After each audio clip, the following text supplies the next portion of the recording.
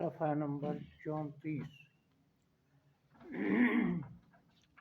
سورہ طٰہٰ کی ابتدائی آیات، پہلے دو چار آیتیں، اس کی آیتیں چھوٹی چھوٹی ہیں۔ اعوذ باللہ من الشیطان الرجیم، بسم اللہ الرحمن الرحیم۔ طٰہٰ ما انزلنا علیک القرآن لتشقى إلا تذکرة لمن یخشى تنزیلا ممن خلق الأرض والسماوات العلى الرحمن على العرش استوى له ما في السماوات وما في الأرض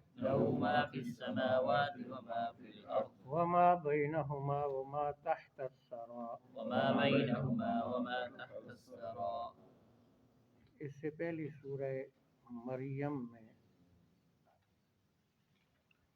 اور اس سے پہلے سورہ کہف میں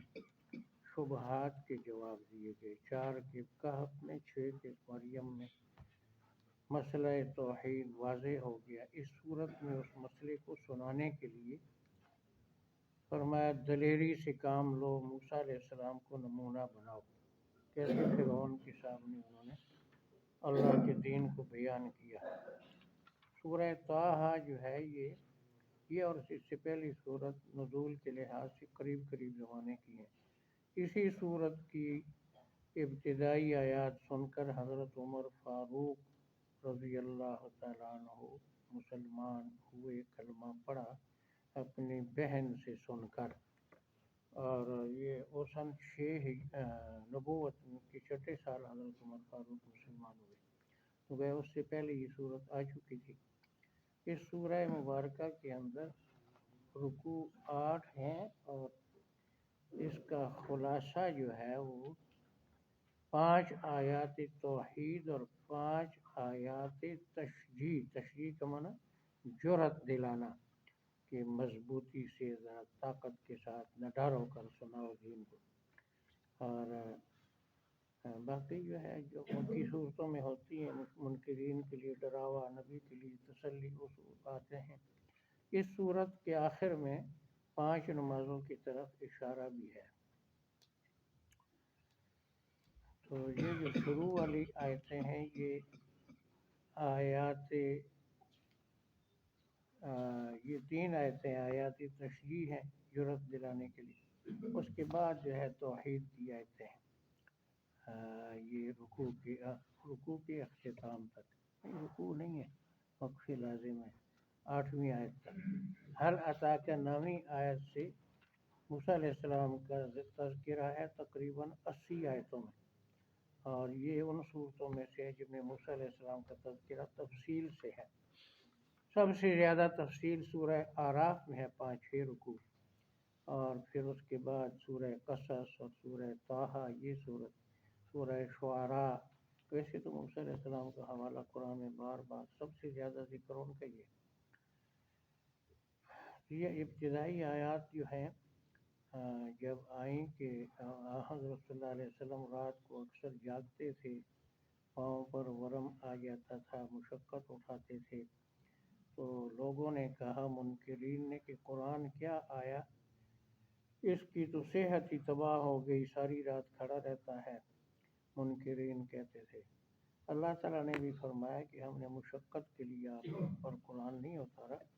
آپ زیادہ فکر نہ کریں، اگر یہ نہیں مانتے ان سے ہم خود پوچھیں گے، آپ اعتدال کے ساتھ اس کو پڑھیں۔ اعوذ باللہ من الشیطان الرجیم، بسم اللہ الرحمن الرحیم۔ طٰہٰ جو 2 حرف ہیں، یہ اسی طرح جیسے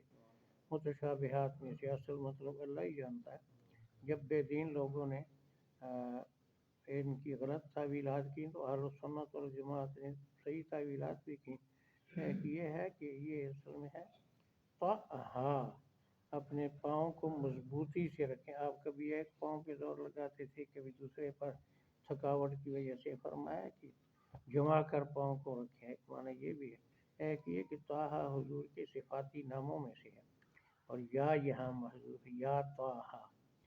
ما انزلنا علیک القرآن، ما انزلنا ہم نے علیک آپ پر یہ قرآن نہیں اتارا، ہم نے یہ قرآن نہیں لتشقیٰ لتشقیٰ تاکہ آپ مشقت اٹھائیں، تاکہ آپ مشقت الا تذکرۃ لمن یخشی الا تذکرۃ لمن یخشی مگر یہ نصیحت ہے ڈرنے والے کے لیے، مگر یہ نصیحت ہے ڈرنے والے کی، تنزیلا ممن خلق الارض والسماوات العلی، تنزیلا ممن یہ خلق اتارا گیا ہے اس ذات کی طرف سے جس نے زمین پیدا کی اور اونچے آسمان پیدا کیے، تارا کی ذات کی طرف سے جس نے زمین پیدا کی اور اونچے آسمان الرحمن الرحمن بڑا مہربان ہے، بڑا مہربان علی العرش استوى علی العرش استوى عرش پر قابض ہے، عرش پر قابض ہے، عرش بھی اس کی حکومت میں ہے،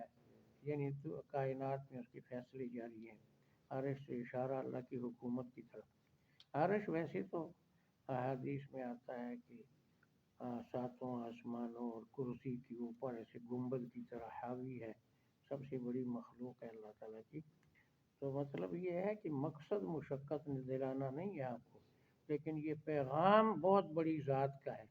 اگر اس کے پیغام پہنچانے میں کوئی بلا مقصد بلا ارادہ تکلیف آ جائے تو خندہ پیشانی سے اس کو برداشت کریں کہ یہ پیغام بڑا اہم ہے، بھیجنے والا بے مثال ہے۔ لہو ما فی السماوات و ما فی الارض، لہ ما فی السماوات و ما فی اسی الارض، کا ہے جو آسمانوں میں ہے اور جو زمین میں اسی میں کا ہے جو آسمانوں میں اور ہے، زمین وما بینہما وما بینہما جو کچھ دونوں کے درمیان ہے، دونوں کے درمیان، سورج چاند بادل جو بھی چیزیں ہیں درمیان، وما تحت الثری وما تحت اور الثری جو گیلی مٹی کے نیچے ہے، جو گیلی مٹی کے اس نیچے ہے، زمین کو کھودتے ہیں نیچے گیلی مٹی آتی ہے، اس سے پانی کنویں نکلتے ہیں، تو فرمایا کہ یہ سب اللہ تعالیٰ کا ہے۔ یہ یہاں تک اللہ کی قدرت اور مالکیت کا بیان تھا، اب اللہ کے علم کا بیان۔ وَإِن تَجْهَرْ بِالْقَوْلِ وَإِن تَجْهَرْ بِالْقَوْلِ اگر تو چلا کر بولے، اگر تو چلا کر بولے، اس کی کوئی ضرورت نہیں، فَإِنَّهُ يَعْلَمُ السِّرَّ وَأَخْفَى فَإِنَّهُ يَعْلَمُ السِّرَّ وَأَخْفَى وہ تو راز کی باتیں بھی جانتا ہے اور اس سے زیادہ چھپی ہوئی چیزیں بھی جانتا ہے، وہ تو راز کی بات بھی جانتا راز ہے، کی بات جو کسی ایک دو آدمی کو بتائی جائے آگے نہ بتانا، اور اس سے پوشیدہ جو بھی دل میں سوچا ہوا ہے یا آئندہ جو دل سوچے گا وہ بھی رب کو معلوم ہے۔ تو جو اتنا جس کے علم وسیع ہے اس کو سنانے کے لیے زور زور سے پکارنے کی ضرورت نہیں، اسی لیے اللہ والوں نے تحقیق کی ہے اور انہوں نے بتایا کہ ایک دفعہ اونچا ایک دفعہ آہستہ ذکر کرنا 70 مرتبہ زور سے کرنے سے زیادہ ثواب ہے۔ دعا بھی مخفی ہونی چاہیے، اللہ تعالیٰ تو شہرک سے قریب ہے، اس کو سنانے کے لیے چلانے کی لاؤڈ اسپیکر لگانے کی ضرورت ہی نہیں۔ اللہ لا الہ الا ہو، اللہ لا الہ الا ہو، وہ اللہ ہے، اس کے سوا کوئی عبادت کا مستحق نہیں، اللہ کے سوا کوئی عبادت کا لہ مستحق، الاسماء الحسنی، لہ الاسماء الحسنی، خوبصورت نام اسی کے ہیں، خوبصورت نام اسی کے ہیں۔ یہ لفظ قرآن میں کیجیے گا الاسماء الحسنی، اور جو 99 ہیں تاج کمپنی والوں نے ایک صفحے پہ چھاپے ہوتے ہیں، صرف 99 نہیں کہتے ہیں 3000 سے اللہ کی زیادہ صفات ہیں، باقی جو اللہ کے نام ہیں وہ اس معنی میں کسی اور میں نہیں پائے جاتے، تو جب نام اسی کے اعلیٰ ہیں اور اس کی وہ طاقت یہ ہے علم یہ ہے تو اس کے بغیر کوئی اور عبادت کا مستحق کیسے ہو سکتا ہے؟ بس یہ یہاں تک تمہید تھی۔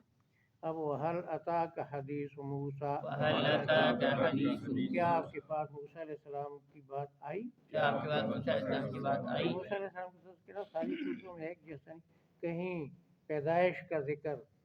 کہیں فرعون کے محل میں رہ کر وہ آدمی قتل ہو گیا سورہ قصص میں اور مومن میں، اور کہیں نبوت ملنے کا تذکرہ، یہاں وہاں سے شروع ہوتا ہے نبوت جب ملی، جب مدین میں 10 سال گزار کر واپس اپنی والدہ کی ملاقات کے لیے مصر جا رہے تھے تو رستے میں مفسرین لکھتے ہیں کہ ایسا وقت تھا کہ سخت سردی تھی اور اندھیرا تھا اور بکریاں بکھر گئی تھیں، ساتھ بکریاں بھی تھیں، اور بیوی جو ہے وہ اس کی ولادت کا وقت تھا، بچہ جننے کا، اور رستہ بھی معلوم نہیں تھا کیونکہ انہوں نے تو پکڑنا چاہتے تھے، آدمی ان کا قتل ہوا تھا، تو رستہ چھوڑ کر ایسے بیابان میں چل رہے تھے، اتنی مشکلات کے اندر ایک جگہ سے آگ نظر آئی، تو وہ پھر اس کا تذکرہ ہے، وہاں نبوت ملی۔ اذ رآ نارا، اذ رآ نارا، جب آگ دیکھی، جب آگ دیکھی، آگ نہیں تھی وہ، اصل میں اللہ کی نور کی تجلی تھی، انہوں نے آگ سمجھا۔ فقال لأہلہم کثوا، فقال لأہلہم، اپنے گھر والوں کو کہا ٹھہرو، اپنے گھر والوں کو کہا ٹھہرو، انی آنست نارا، انی آنست بے نارا، شک میں آگ دیکھتا ہوں۔ بے شک میں آگ دیکھتا ہوں۔ ہر نبی نبوت سے پہلے ولی کامل ہوتا ہے، لیکن وہ اللہ